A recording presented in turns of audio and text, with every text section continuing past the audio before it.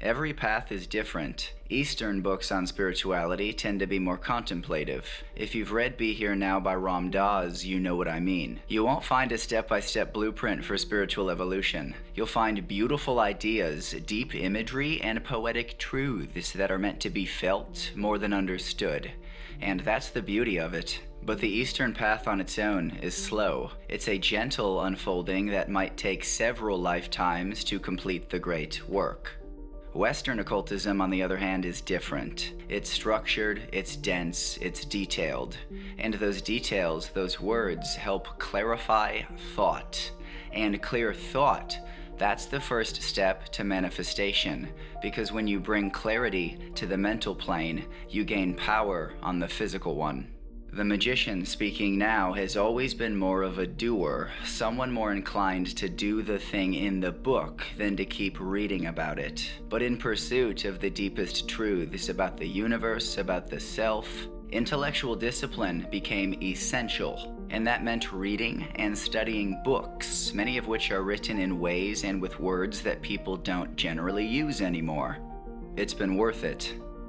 Now, there's no substitute for reading these books by yourself, but listening, that can spark something. One chapter, one idea, one line can stir your soul and pull you into the work. And if there's one foundational text for those walking the inner and outer path of evolution, it's the Golden Dawn textbook. Yes, we reference it a lot here. Yes, we read from it often. And yes, there will be other books and other systems. But right now, the current is strong and the inspiration is real. So we're staying with it a little longer. If the Hermetic Order of the Golden Dawn was a kind of magical university, then this textbook is the curriculum. Each grade is a course. Last time we explored the Zelator grade, which corresponds to Earth. Now we ascend to Air. In this video, we are reading the Theoricus Grade Papers and entering the realm of imagination, psychology, and astral reflection.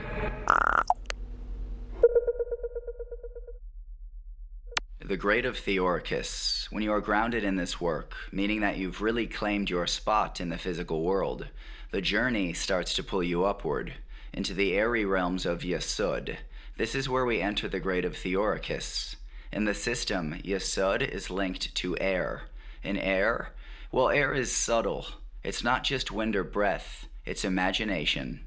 It's dreams. It's the elusive terrain of psychology and the realm of the psychic. It's the mind turned inward and outward at once.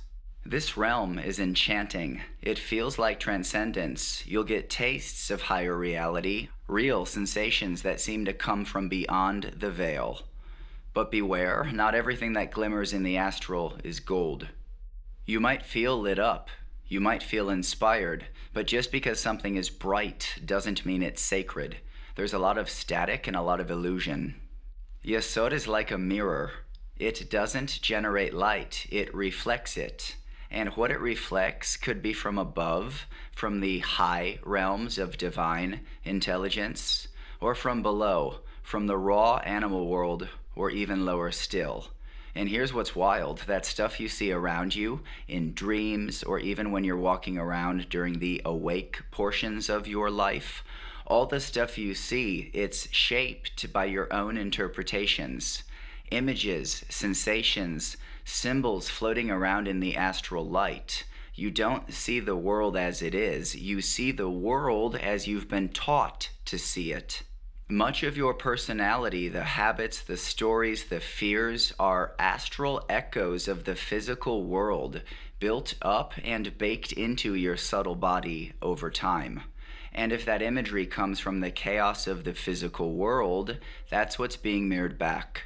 The mission is reconstruction. Once you begin, you must take that stuff apart and reassemble it with intention, so that your inner mirror reflects something truer. And this truer thing I'm speaking of is often referred to as the divine. Ritual helps you do this with consistency. Ritual reshapes the mirror. Something to be aware of, the astral light isn't all light and angels. There are also other forces down there, the broken, fragmented energies. Call them demons, call them shadows, call them the clip-off. They whisper from underneath the surface. You won't necessarily meet them face to face in this grade, but you might feel their pull. A vague tension, a distraction, a lie that's pretty. Now, the higher you climb, the harder the fall. Ego likes to dress up as spirit. If you're chasing magic just to impress yourself or others, that path ends in illusion. Drama and sparkle are everywhere in Theoricus. The glamour is real, and if you're not careful, you'll get stuck there, playing with psychic powers like toys instead of using them as tools for the work. When that happens, note it. Keep going. Write it in your journal. Keep going. Don't stop. Magic is both the hook and the hurdle. It's what draws you in, and it's what can trap you. Magic is powerful, but the lust for power is subtle. The temptation to use your gifts for self-importance instead of self-realization is real. In this grade, the ego gets loud. That part of you that wants prestige, security, to be special. It shows its face. But don't fight it. Don't hate it. Observe it. The no judgment work from the Esoteric grade, see Mage Space's last video, prepares you for this. The true magician walks a strange path. He doesn't reject his animal instincts. He trains them. Where others say kill the ego, the magician says tame it. A magician doesn't shame their lust or anger or fear. They study it. They listen. They learn. These emotions, these impulses, they are raw energies. Like raw video and film, you don't delete the raw files because they're a bummer to look at. You enhance, grade, and add music to transform your raw video. The so-called demons you fear might just be parts of yourself you haven't made peace with yet. Magic starts when you stop repressing and start transmuting. Love every part of yourself, but love it under the direction of will. Notice, keep going, don't chase the image, stay with the work. The true transformation isn't glamorous, it's sacred. And the word sacred is silly and pretentious until you arrive at your very own unique interpretation. Theoricus Grade Papers, Third Knowledge Lecture. The soul is divided by the Kabbalists into three principal parts. 1. Neshama, the highest part, answering to the three supernals. 2. Ruach, the middle part, answering to the 6 Sephiroth from Hesed to Yesod inclusive. 3. Nefesh, the lowest, answering to Malkut. Neshama answers to the higher aspirations of the soul. Ruach answers to the mind and reasoning powers. Nefesh answers to the animal instincts. Shia answers to Shokma, Yeshida to Keter, while Neshama itself is referred to Binah. The Sefer Yetzirah divides the Hebrew letters into three classes of 3, 7, and 12. 3 mothers, 7 double letters, 12 single letters.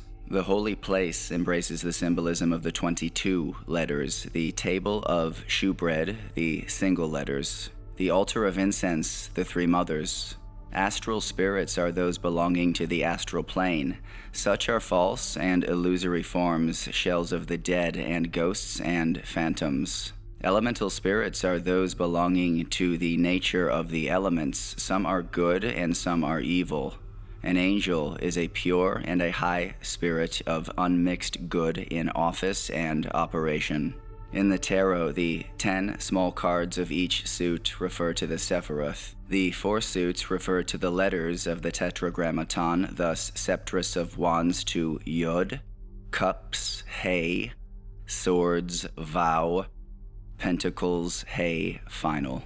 The 4 suits also refer to the 4 worlds of the Kabbalists, thus Scepters to Atziluth, Cups to Bria, Swords to Yetzirah, Pentacles to Asiya.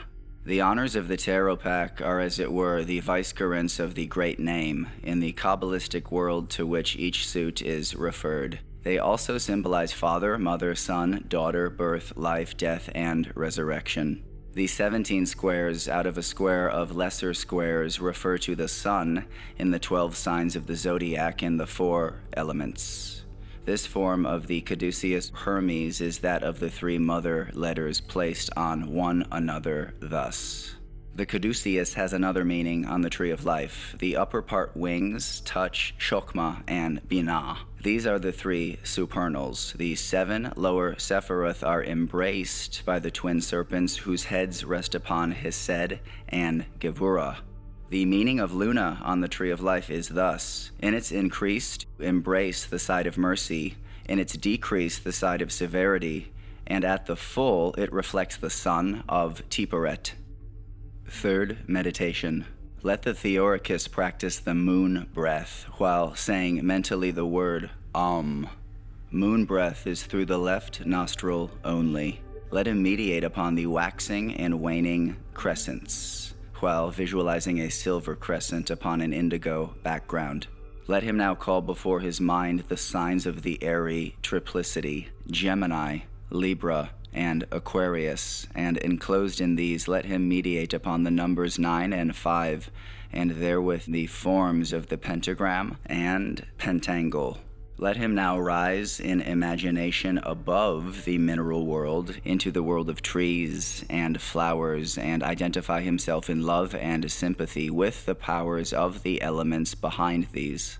Let him realize the mental world where mind rules over matter, and let him meditate upon the ideas of appearance and reality.